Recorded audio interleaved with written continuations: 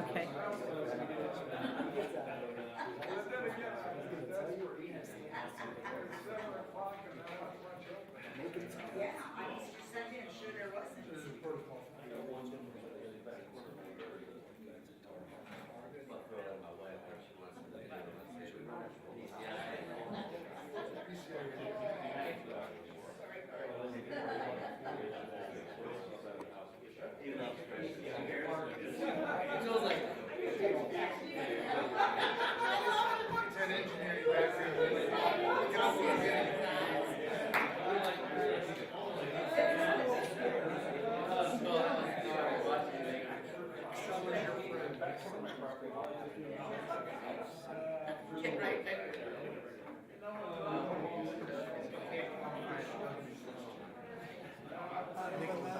That was a good one. Let's figure out what we want to do. Is the goal to go ping pong? Yeah, kicking the can down the street. Yeah, is well, also- that's he really did. He told me that. All right, Mikey, I'm ready when you are. Okay. Hey, good evening, everyone, and welcome to the regular meeting of Worcester City Council, being held this Tuesday, April 18th, 2022, although it feels more like March or the end of February than April. We're in council chambers and live streamed on YouTube. It's after 7:30 p.m. The next meeting will be Monday, Monday, May 2nd, 2022. I don't know why May looks so strange all of a sudden. If you would, Mr. Paulo, please call the roll. Mr. Cavan. Here. Ms. Knappich. Here. Mr. Myers. Here. Mr. Reynolds. Here. Mr. Sanders. Here. Mr. Silvestri. Here. And Ms. Warden. Here. It's great to see everyone here, so we do have a quorum. The agenda will remain as presented. And at this time, I would ask you to join City Council in reciting the Pledge of Allegiance. Stuck on your chair.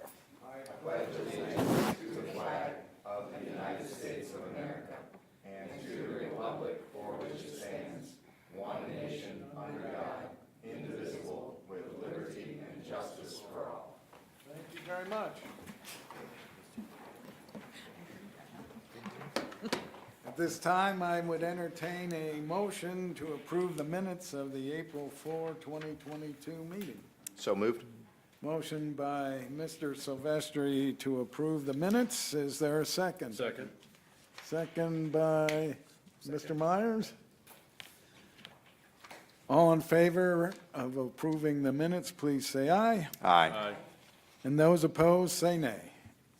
The minutes of April 4, 2022 are approved.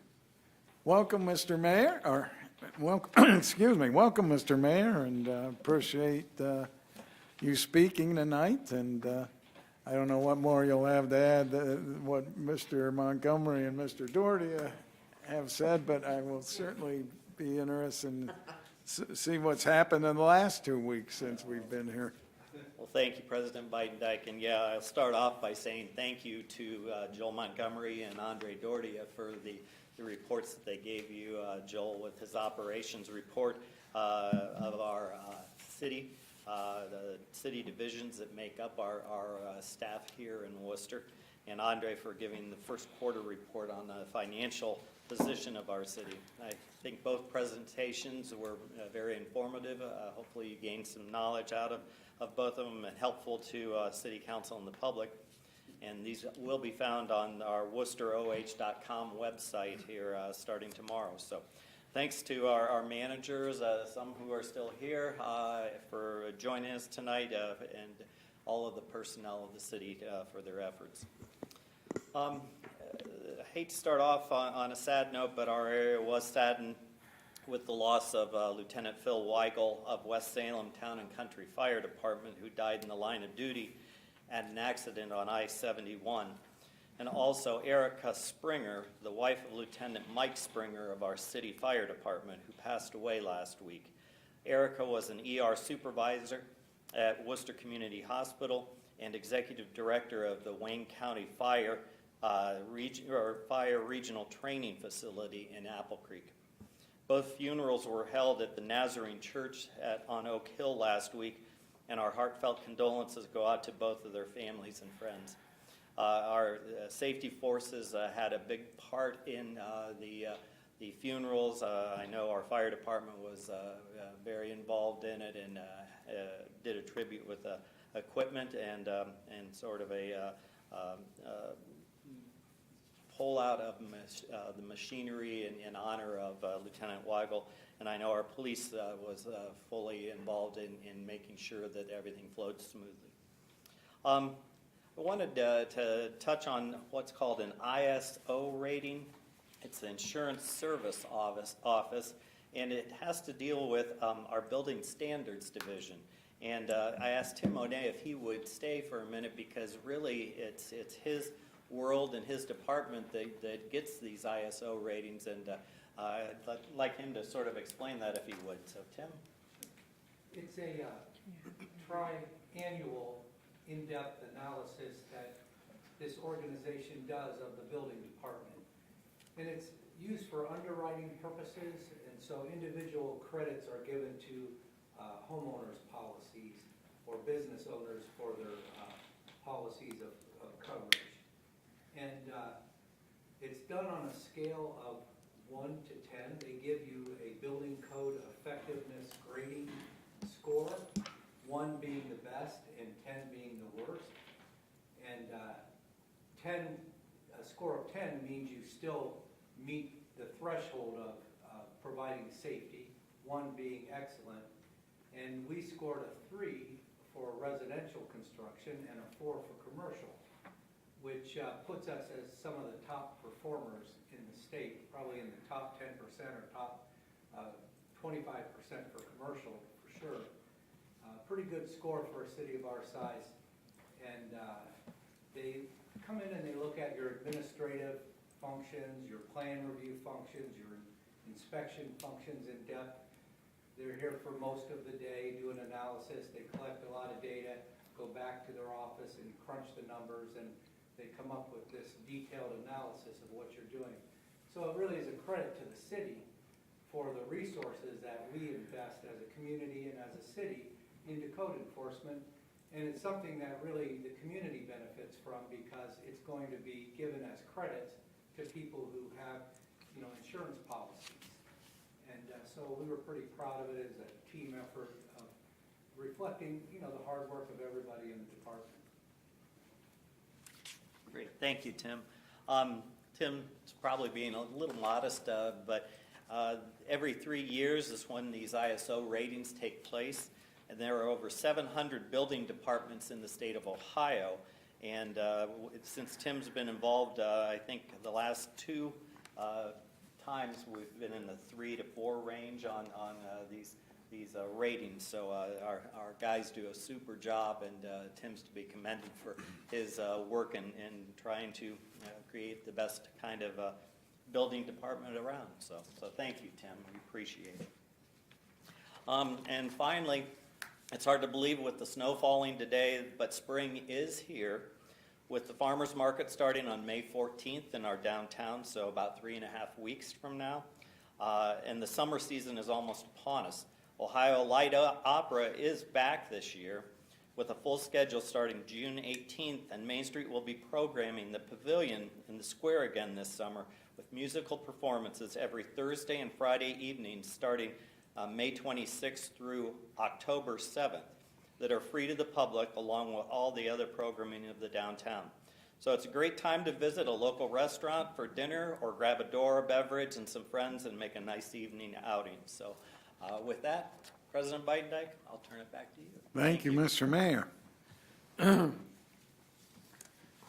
We have no one that has signed up to comment about any legislation, but I'd like to recognize a young man, Mr. David Snyder. Would you stand up and probably introduce that young lady? Is that your sister? That's your mom. Well, would you tell us why you're here? I'm here to get my citizenship badge, Troop 63? You have any questions for council or the mayor here? Okay, well, we appreciate you coming and observing, and it's nice to see you, and good luck with your endeavors on the Merit Badge Trail. We have no unfinished business. That will mean we can roll right into new business. The first item is resolution number 22-16. If you would, Ms. DiPaolo, please read that. Resolution number 2022-16, a resolution authorizing Director of Administration to enter into a professional services contract with McCune Welding Service for repairs to the pool at Christmas Run Park and allowing for immediate enactment. And Mr. Myers will be presenting this, and I do note that it is a budgeted item. Mr. Myers, the floor is yours, sir. Thank you, President Beitendijk. This is a budgeted item for the Christmas Run pool maintenance repairs, and I have the expert here this evening, so I'm going to turn any, why don't you tell them a little bit about what we ran into and what you'd like us to do here? Yeah, Alexis and I went out with Scott McCune to assess the wall situation once we drained the pool. That happened, I believe, on April 7th. And we knew that the east wall was buckling, but until we got the pool completely drained, we also noticed that the west wall was also buckling in and out. And so this is being caused by the steel inside, the angles are deteriorating, and then also the pressure from the water pushing the walls in. So when we knew about the east side, the pressure from the water had also caused buckling. Most likely was the reason on the west side as well. So, that increased project cost. Again, this is budgeted. Because it exceeds the $50,000 threshold, that's why it's before City Council, sort of again. So this is a little bit higher than we had previously expected, but this no surprise that we were going to be entering into this kind of a situation for the Christmas Run pool. Does anyone have any questions for Ashley? Just in terms of, not so much the expenditure, but as far as timing goes, is this going to delay the opening of the pool this summer? If we can get it done, we hope to have it done before May 10th. So as long as that work can be completed by that date, then there should be no anticipated delay in opening on May 31st. So that was one of the reasons I'd like us to pass it this evening if possible, so.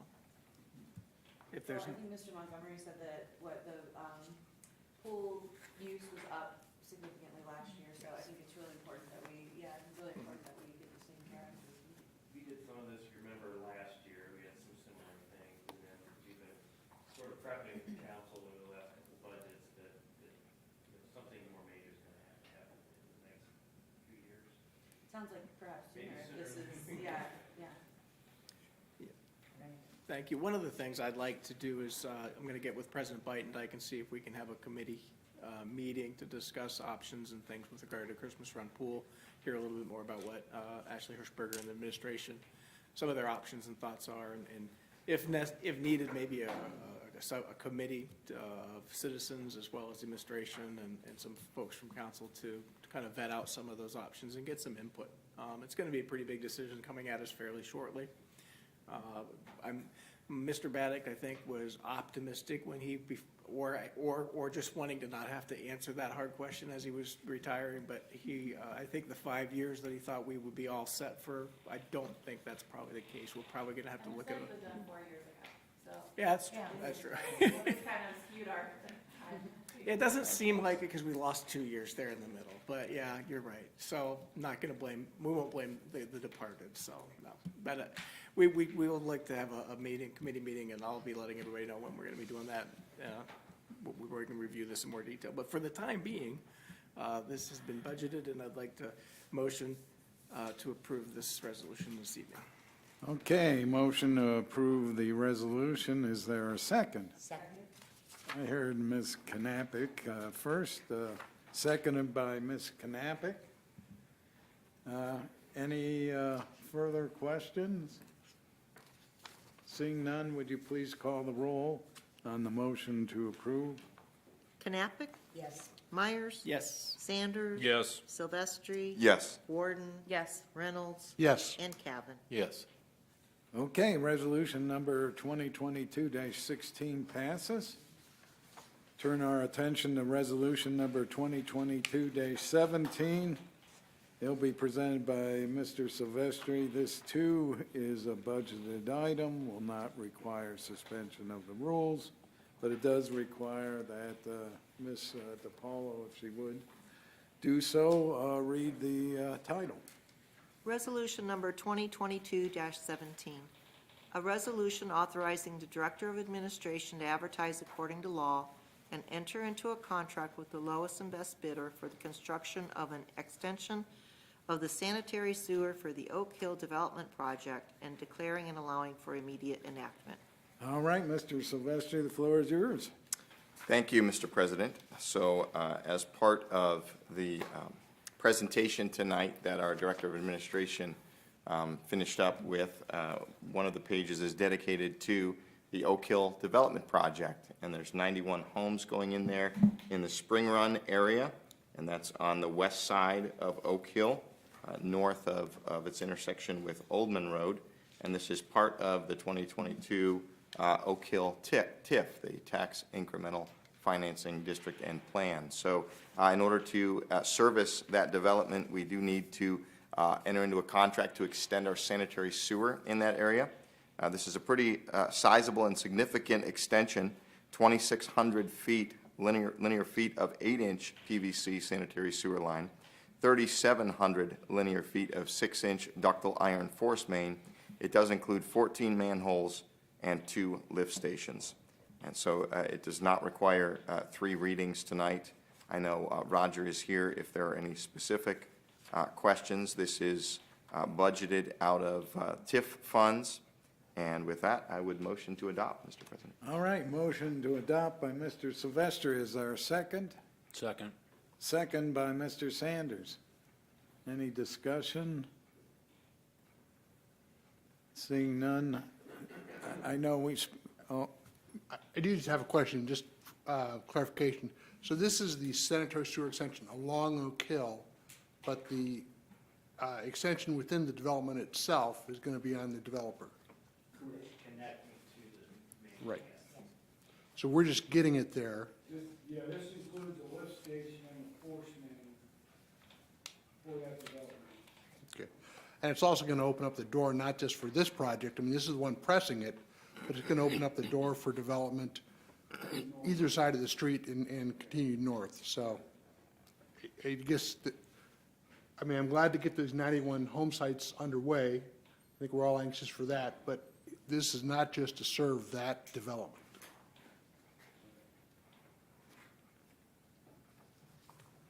Anything else? Mr. Paul, would you please call the roll on the motion to adopt? Myers? Yes. Sanders? Yes. Silvestri? Yes. Warden? Yes. Reynolds? Yes. Cavan? Yes. And Knapp. Yes. Resolution number 2022-17 passes.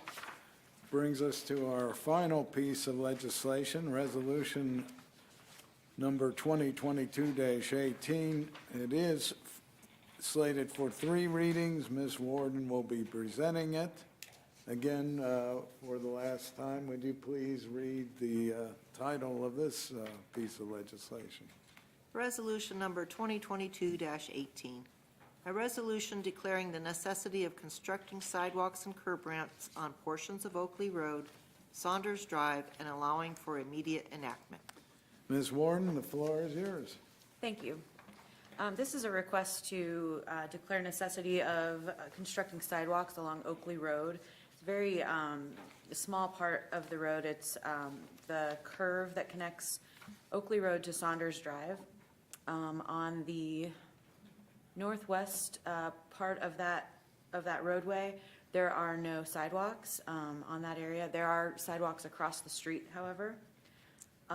The goal of this ordinance, or I'm sorry, this resolution would be to connect the sections of sidewalk where it is not connected currently. The cost of this is estimated to be about $35,000. 26,000 of that would be paid by or assessed to the property owners, which the map that I was given is really dark and hard to see, but I believe that there are 7 or 8 residences there. Wait, 1, 2, 3, 4, 5, 6. Sorry, 6. There's one very large property, but 6 residences it looks like that would share the cost of the assessments. So I've had a few members of the neighborhood over there give me a call to express their, I guess, discontent with this, and I guess I'm familiar with that area, and I know that it has been a goal for the city to have connected sidewalks throughout. This just doesn't seem like a high priority for me at this point. So what I'm going to suggest is that we leave this on first reading this evening and allow my fellow councilmen to communicate with the rest of the neighbors if they so wish. Okay, we will consider resolution number 2022-18 as having its first reading. At this point in time, I would seek to have a motion to go in executive session pursuant to revised code 121.22 cap G1. So moved. Motion by Mr. Sanders to go in executive session. Is there a second? Second. Second by Mr. Silvestri. Would you please call the roll on the motion to go into executive session? Silvestri, Yes. Gordon, Yes. Reynolds, Yes. Cavan, Yes. Knappich. Yes. Myers. Yes. And Sanders. Yes. Okay, we are now officially off the record.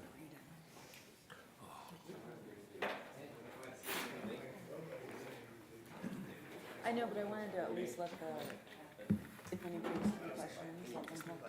Thanks. I counted drive. Thanks. 1, 2, 3, 4, that's 5, 6, 7. So yeah, that's 8. Sorry about that. You're fine.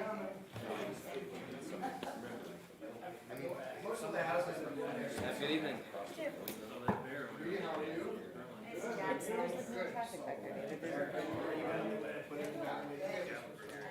I mean, go drive over in your ward, there's no sidewalk. My in-laws live right there in the corner. There's no sidewalk on either side of the circle.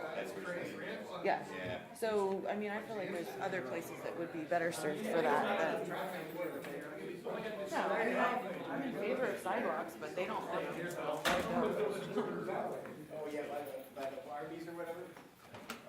Every time I talk, my face gets red. I can feel it. It's like so annoying.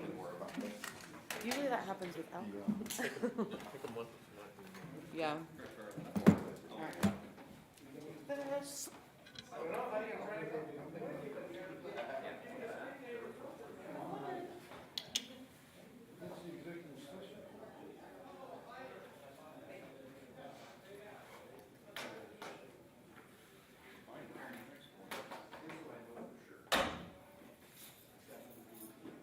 Yeah, you guys just button up and go, it's fine. We'll miss you, Lynn. Yeah, I'll see you tomorrow. Goodbye, Lynn. yeah, goodbye. It's been fun, guys. Goodbye, Lynn. We'll miss you. Stop by again. You gonna call Domino's, have them drop pizza off for you? No. All right. No, JFAB. Hopefully they deliver, sorry. They need to Lynn. start delivering. All right. Good evening. See ya. Take care. No. Have a good night. Okay, Rex. That's the last They thing. don't want it, but she doesn't want to. That's fine. Yeah, fine. Have fun. Yeah, I'll be fine. Old man.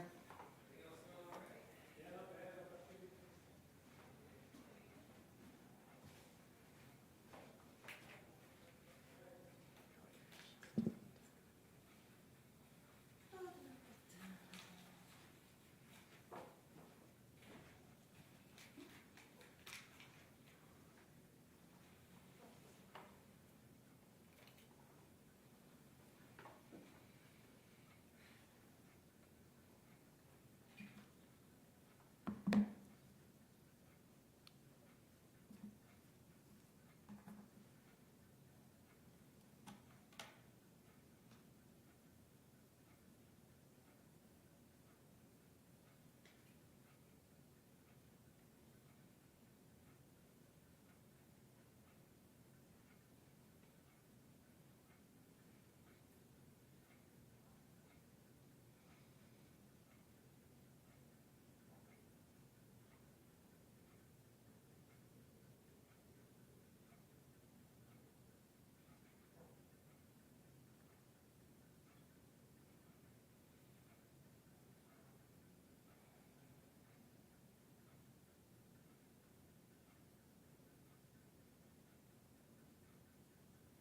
it takes very loud.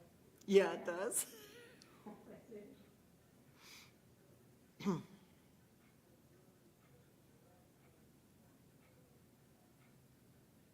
What other, is your daughter gonna go see any other colleges, or were those just her top three? Those are her top three, but like, she wants to stay in state, so we might end up though going to West Virginia University and then, Kentucky, Oh, okay, University of Kentucky.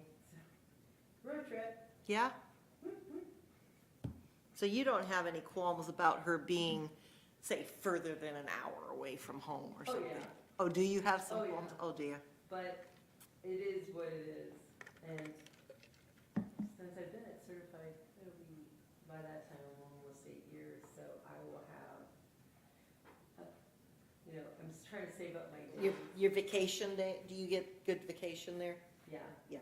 So I'm trying to save that up, so if she does go, even if she goes to Wilmington, it's a day trip. Oh, yeah, it's like when my daughter went to OU, Yeah. so it was 3 hours. Right. You planned 3 hours. So yes, you could do it in a day.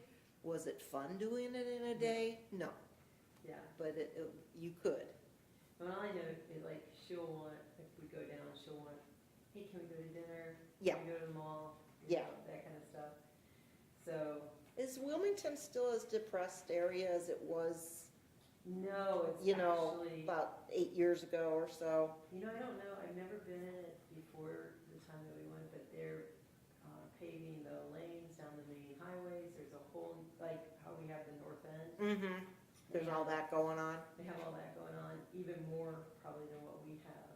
Yeah, because they were the hub for DHL years ago, Really? and that went out of business, Oh, and so it just threw their economy into a that's tailspin. their Rubbermaid. Yeah, Like, luckily we hit the Rubbermaid thing before '08, yeah, because it got us prepared for it, and we almost, I wouldn't say we were recession-proof, but we were already in the revitalization mode, right. so I think it helped us, And surprisingly, we've got enough diversity that yeah. the other businesses absorbed them. Yeah, and I think that's that was so good. We realized that all of our eggs in one basket was, Rubbermaid wasn't the only one, but like Frito-Lay, Rubbermaid. Right, they were the biggies. And what was, Luke. yeah, Luke kind of, but, what's the other one, but is now Worthington? It was- Oh, Gerton Slater's. Yeah, so if you don't work at those places, Yeah, you're golden. Yeah, you're golden, but now it's like I see signs for a job, like, Everywhere. Frito-Lay advertising for a job, like, I remember back when we were kids, like, You couldn't get in there. yeah, if you knew somebody, you might get an interview. Yeah, yeah. I remember. Isn't that crazy how it changes? It is.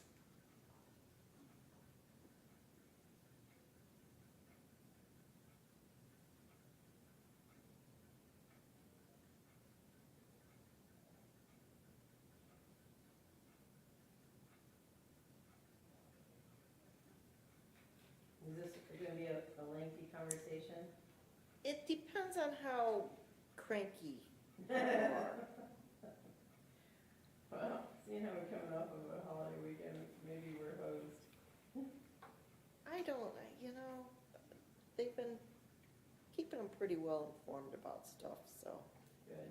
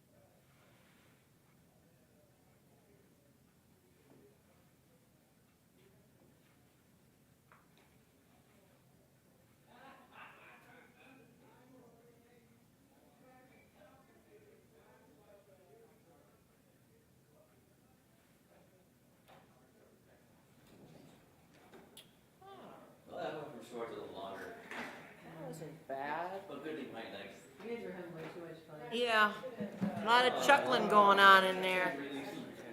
We talked about the Airstream ride, we're really excited about that. You know, there's an Way Airstream ride. beyond what the executive session was intended for. We went over the full That details. happens sometimes. Airstream meeting?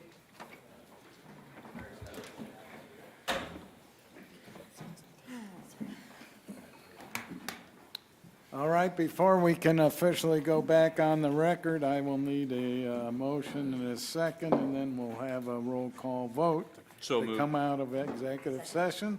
Moved by Mr. Sanders, seconded by Ms. Knappich. Would you please call the roll on the motion to come out of executive session? Silvestri, Yes. Warden, Yes. Reynolds, Yes. Cavan, Yes. Knappich, Yes. Myers, Yes. and Sanders. Yes. All right, we are now officially back on the record. This brings us to the miscellaneous portion. One individual has signed to speak. Ms. Gertis, please come to the lectern and state your name and address. And you have 2 minutes.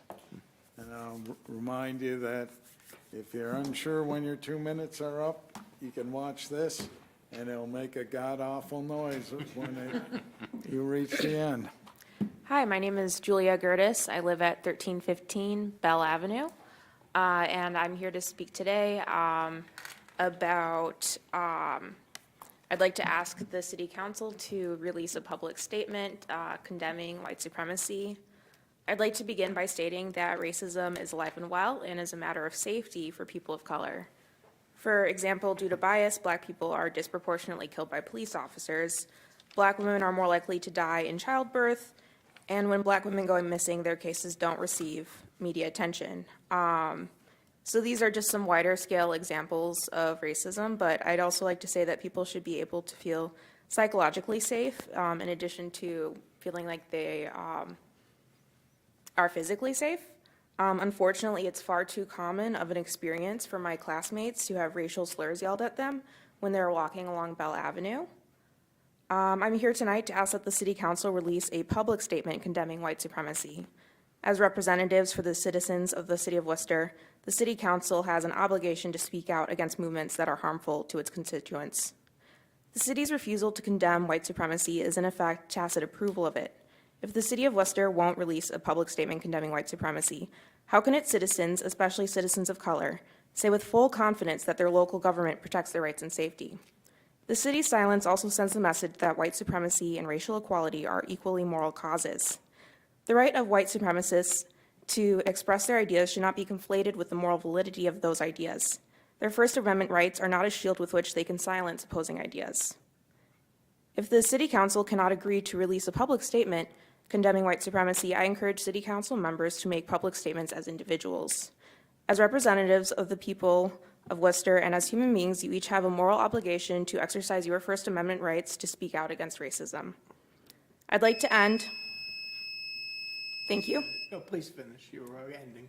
I'd like to end once again by stating that public condemnation of white supremacy is necessary to keep the City of Worcester a welcoming and safe place for people of all colors. Thank you. Thank you. Okay, that brings us to the council portion. We'll start with Mr. Silvestri. Nothing to add this evening, Mr. President. Thank you. Thank you. Ms. Warden? Just thank you to the administration for putting together a concise presentation for us this evening. I appreciate it. Thank you. Mr. Reynolds? Yes, and thanks for Ms. Ward, no, I believe it was Mr. Myers with the pool proposal. I'm glad to see money going back into Christmas Run Pool. My wife will be very happy because it's getting to be that time of year, believe it or not, so good news. Mr. Cavan? Nothing to add, thank you. Ms. Knappich? Nothing that's not redundant, thank you. Mr. Myers? Thank you, President Biden-Dyke. Ms. Warden left Resolution 20-2218 on first reading. If anyone has thoughts or inputs regarding their feelings of a necessity of adding those sidewalks, please make sure you reach out to your city council at large or ward representative. I've received numerous calls and emails, not in support of why that, because of traffic and the sidewalk on the other side, that it's not a necessity and we don't need them. I've not heard from anyone endorsing or suggesting that they would be needed, so if anyone would like to let us know, we'd appreciate those comments before our next meeting. That's all. Mr. Sanders, you have the last word. Well, thank you, Mr. President, and I will be redundant.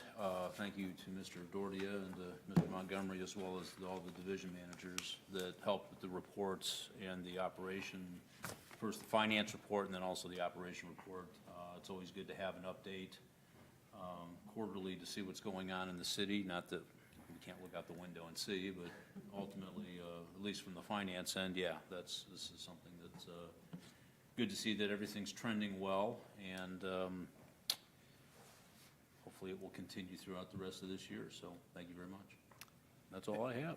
And I just got one thing to say. I know Mr. Coey is leaving, and I hope he takes with him Ode de Coey, and he can patent it there in Scottsdale, Arizona. So that being said, I see Mr. Silvestri has moved to adjourn. Is there a second? Second. Second, Ms. Warden. All in favor, say aye. Aye. We're adjourned.